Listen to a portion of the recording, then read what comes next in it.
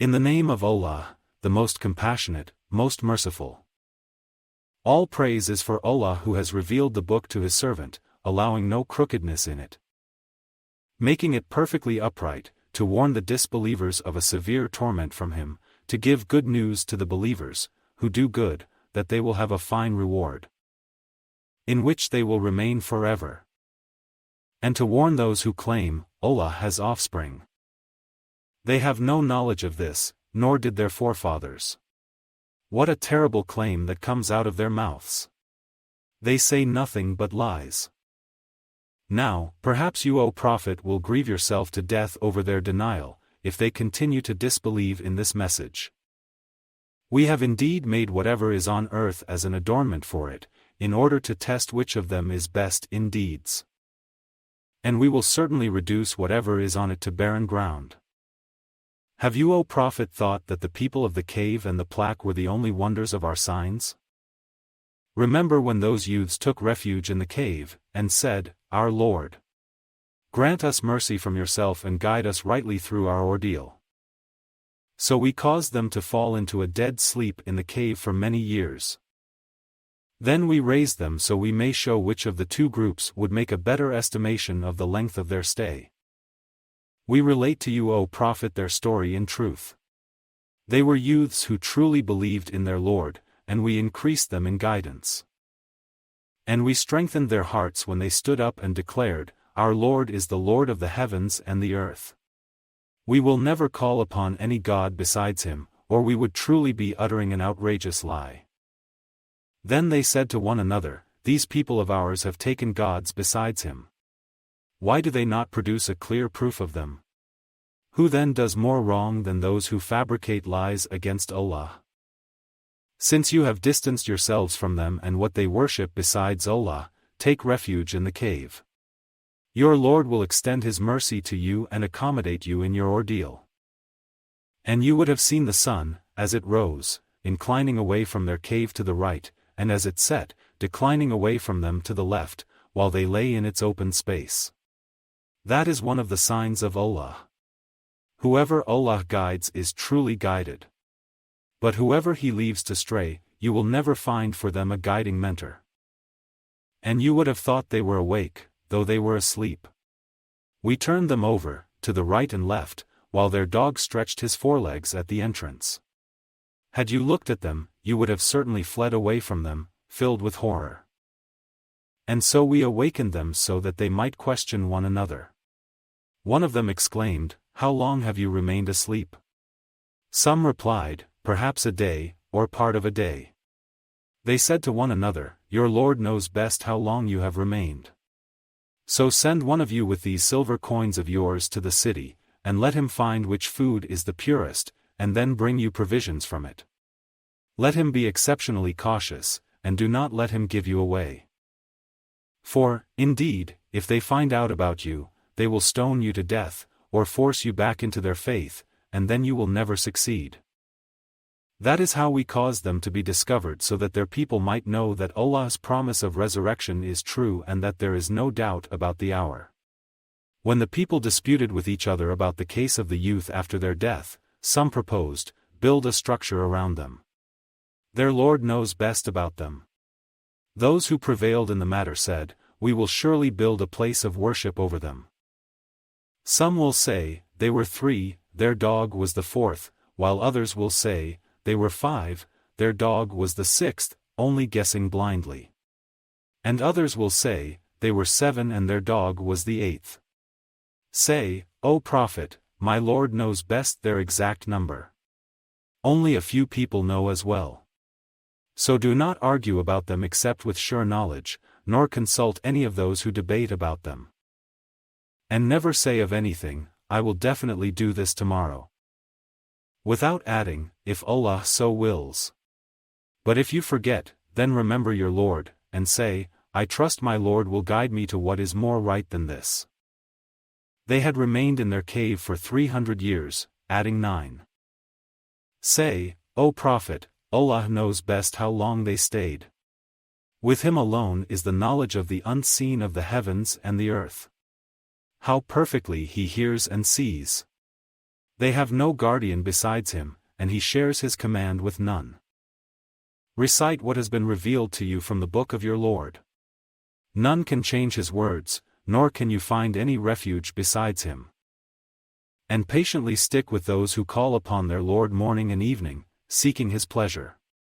Do not let your eyes look beyond them, desiring the luxuries of this worldly life. And do not obey those whose hearts we have made heedless of our remembrance, who follow only their desires and whose state is total loss. And say, O Prophet, this is the truth from your Lord. Whoever wills let them believe, and whoever wills let them disbelieve. Surely we have prepared for the wrongdoers a fire whose walls will completely surround them. When they cry for aid, they will be aided with water like molten metal, which will burn their faces. What a horrible drink! And what a terrible place to rest! As for those who believe and do good, we certainly never deny the reward of those who are best in deeds. It is they who will have the gardens of eternity, with rivers flowing under their feet. There they will be adorned with bracelets of gold, and wear green garments of fine silk and rich brocade, reclining there on canopied couches. What a marvelous reward! And what a fabulous place to rest! Give them, O Prophet, an example of two men. To the disbelieving one we gave 2 gardens of grapevines, which we surrounded with palm trees and placed various crops in between. Each garden yielded all its produce, never falling short. And we caused a river to flow between them. And he had other resources as well. So he boasted to a poor companion of his, while conversing with him, I am greater than you in wealth and superior in manpower. And he entered his property, while wronging his soul, saying, I do not think this will ever perish. Nor do I think the hour will ever come. And if in fact I am returned to my Lord, I will definitely get a far better outcome than all this. His believing companion replied, while conversing with him, do you disbelieve in the one who created you from dust, then developed you from a sperm drop, then formed you into a man? But as for me, he is Allah, my Lord, and I will never associate anyone with my Lord in worship. If only you had said, upon entering your property, this is what Allah has willed. There is no power except with Allah. Even though you see me inferior to you in wealth and offspring. Perhaps my Lord will grant me something better than your garden, and send down upon your garden a thunderbolt from the sky, turning it into a barren waste. Or its water may sink into the earth, and then you will never be able to seek it out. And so all his produce was totally ruined, so he started to wring his hands for all he had spent on it, while it had collapsed on its trellises. He cried, Alas! I wish I had never associated anyone with my Lord in worship. And he had no manpower to help him against Allah, nor could he even help himself. At this time, support comes only from Allah, the true Lord. He is best in reward and best in outcome. And give them a parable of this worldly life. It is like the plants of the earth, thriving when sustained by the rain we send down from the sky. Then they soon turn into chaff scattered by the wind. And Allah is fully capable of doing all things. Wealth and children are the adornment of this worldly life, but the everlasting good deeds are far better with your Lord in reward and in hope. Beware of the day we will blow the mountains away, and you will see the earth laid bare. And we will gather all humankind, leaving none behind. They will be presented before your Lord in rows, and the deniers will be told, You have surely returned to us all alone as we created you the first time, although you always claimed that we would never appoint a time for your return. And the record of deeds will be laid open, and you will see the wicked in fear of what is written in it. They will cry, Woe to us! What kind of record is this that does not leave any sin, small or large, unlisted? They will find whatever they did present before them. And your Lord will never wrong anyone. And remember when we said to the angels, Prostrate before Adam, so they all did, but not Iblis, who was one of the jinn, but he rebelled against the command of his Lord. Would you then take him and his descendants as patrons instead of me, although they are your enemy? What an evil alternative for the wrongdoers to choose. I never called them to witness the creation of the heavens and the earth or even their own creation, nor would I take the misleaders as helpers. And beware of the day he will say, call upon those you claimed were my associate gods. So they will call them, but will receive no response. And we will make them all share in the same doom. The wicked will see the fire and realize that they are bound to fall into it, and will find no way to avoid it. We have surely set forth in this Qur'an every kind of lesson for people, but humankind is the most argumentative of all beings. And nothing prevents people from believing when guidance comes to them and from seeking their Lord's forgiveness except their demand to meet the same fate of earlier deniers or that the torment would confront them face to face. We do not send the messengers except as deliverers of good news and warners. But the disbelievers argue in falsehood, hoping to discredit the truth with it, and make a mockery of my revelations and warnings. And who does more wrong than those who, when reminded of their Lord's revelations, turn away from them and forget what their own hands have done? We have certainly cast veils over their hearts, leaving them unable to comprehend this Qur'an, and deafness in their ears. And if you, O Prophet, invite them to true guidance, they will never be rightly guided. Your Lord is the all-forgiving, full of mercy. If he were to seize them immediately for what they commit, he would have certainly hastened their punishment. But they have an appointed time, from which they will find no refuge. Those are the societies we destroyed when they persisted in wrong, and we had set a time for their destruction.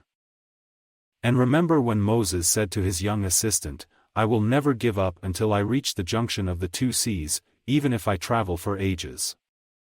But when they finally reached the point where the seas met, they forgot their salted fish, and it made its way into the sea, slipping away wondrously. When they had passed further, he said to his assistant, bring us our meal. We have certainly been exhausted by today's journey. He replied, do you remember when we rested by the rock? That is when I forgot the fish. None made me forget to mention this except Satan. And the fish made its way into the sea miraculously. Moses responded, that is exactly what we were looking for. So they returned, retracing their footsteps. There they found a servant of ours, to whom we had granted mercy from us and enlightened with knowledge of our own. Moses said to him, may I follow you, provided that you teach me some of the right guidance you have been taught? He said, you certainly cannot be patient enough with me. And how can you be patient with what is beyond your realm of knowledge? Moses assured him, you will find me patient, Allah willing, and I will not disobey any of your orders. He responded, then if you follow me, do not question me about anything until I myself clarify it for you. So they set out, but after they had boarded a ship, the man made a hole in it. Moses protested, have you done this to drown its people? You have certainly done a terrible thing. He replied, did I not say that you cannot have patience with me? Moses pleaded, excuse me for forgetting, and do not be hard on me. So they proceeded until they came across a boy, and the man killed him. Moses protested, have you killed an innocent soul, who killed no one? You have certainly done a horrible thing. He answered, did I not tell you that you cannot have patience with me? Moses replied, if I ever question you about anything after this, then do not keep me in your company, for by then I would have given you enough of an excuse. So they moved on until they came to the people of a town. They asked them for food, but the people refused to give them hospitality. There they found a wall ready to collapse, so the man set it right. Moses protested, if you wanted, you could have demanded a fee for this. He replied, this is the parting of our ways. I will explain to you what you could not bear patiently. As for the ship, it belonged to some poor people, working at sea. So I intended to damage it, for there was a tyrant king ahead of them who seizes every good ship by force. And as for the boy, his parents were true believers, and we feared that he would pressure them into defiance and disbelief. So we hoped that their Lord would give them another, more virtuous and caring in his place. And as for the wall, it belonged to 2 orphan boys in the city, and under the wall was a treasure that belonged to them, and their father had been a righteous man. So your Lord willed that these children should come of age and retrieve their treasure, as a mercy from your Lord. I did not do it all on my own. This is the explanation of what you could not bear patiently. They ask you, O Prophet, about Zulkarnain. Say, I will relate to you something of his narrative. Surely we established him in the land, and gave him the means to all things. So he traveled a course, until he reached the setting point of the sun, which appeared to him to be setting in a spring of murky water, where he found some people. We said, O Zulkarnain, either punish them or treat them kindly. He responded, whoever does wrong will be punished by us, then will be returned to their Lord, who will punish them with a horrible torment. As for those who believe and do good, they will have the finest reward, and we will assign them easy commands. Then he traveled a different course, until he reached the rising point of the sun. He found it rising on a people for whom we had provided no shelter from it. So it was. And we truly had full knowledge of him. Then he traveled a third course, until he reached a pass between 2 mountains. He found in front of them a people who could hardly understand his language. They pleaded, O Zulkarnain, surely Gog and Magog are spreading corruption throughout the land. Should we pay you tribute, provided that you build a wall between us and them? He responded, what my Lord has provided for me is far better. But assist me with resources, and I will build a barrier between you and them. Bring me blocks of iron. Then, when he had filled up the gap between the 2 mountains, he ordered, blow. When the iron became red hot, he said, bring me molten copper to pour over it. And so the enemies could neither scale nor tunnel through it. He declared, this is a mercy from my Lord. But when the promise of my Lord comes to pass, he will level it to the ground. And my Lord's promise is ever true. On that day, we will let them surge like waves over one another. Later, the trumpet will be blown, and we will gather all people together. On that day we will display hell clearly for the disbelievers. Those who turned a blind eye to my reminder and could not stand listening to it. Do the disbelievers think they can simply take my servants as lords instead of me? We have surely prepared hell as an accommodation for the disbelievers. Say, O Prophet, shall we inform you of who will lose the most deeds? They are those whose efforts are in vain in this worldly life, while they think they are doing good. It is they who reject the signs of their Lord and their meeting with him, rendering their deeds void, so we will not give their deeds any weight on Judgment Day. That is their reward, hell, for their disbelief and mockery of my signs and messengers. Indeed, those who believe and do good will have the gardens of paradise as an accommodation, where they will be forever, never desiring anywhere else. Say, O Prophet, if the ocean were ink for writing the words of my Lord, it would certainly run out before the words of my Lord were finished, even if we refilled it with its equal. Say, O Prophet, I am only a man like you, but it has been revealed to me that your God is only one God. So whoever hopes for the meeting with their Lord, let them do good deeds and associate none in the worship of their Lord.